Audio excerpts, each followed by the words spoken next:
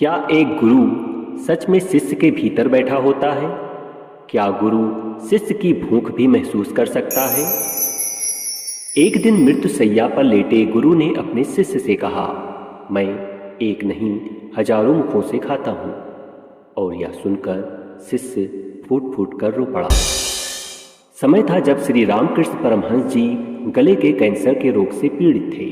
खांसी इतनी भयानक कि बोलना भी कठिन। भोजन गले से नीचे नहीं उतरता था। नरेंद्र यानी स्वामी विवेकानंद अपने गुरु की हालत देखकर भीतर से टूट रहे थे। एक दिन परमहंस जी ने धीरे से कहा, नरेंद्र, तुझे तो याद है जब तू भूखा रहता था और अपनी माँ से झूठ बोल देता था कि तूने मित्र के घर भोजन कर लिया है? नरेंद्र, इस तक ये बात तो उन्होंने कभी किसी से नहीं कही थी।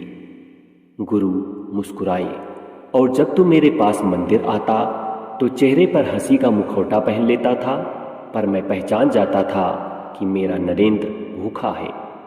तब मैं अपने हाथों से तुझे लड्डू खिलाता था, याद है? नरेंद्र की आंखों से आंसू बहने लगे। फिर गुरु ने पूछा, बताओ, मैं तेरी अंतर की बात कैसे जान लेता था? नरेंद्र बोले, क्योंकि आप अंतर्यामी हैं। गुरु ने मुस्कुराकर कहा, अंतर्यामी कौन होता है नरेंद्र? नरेंद्र, जो भीतर की जानता है। गुरु बोले, और भीतर की वही जान सकता है जो स्वयं भीतर बैठा हो।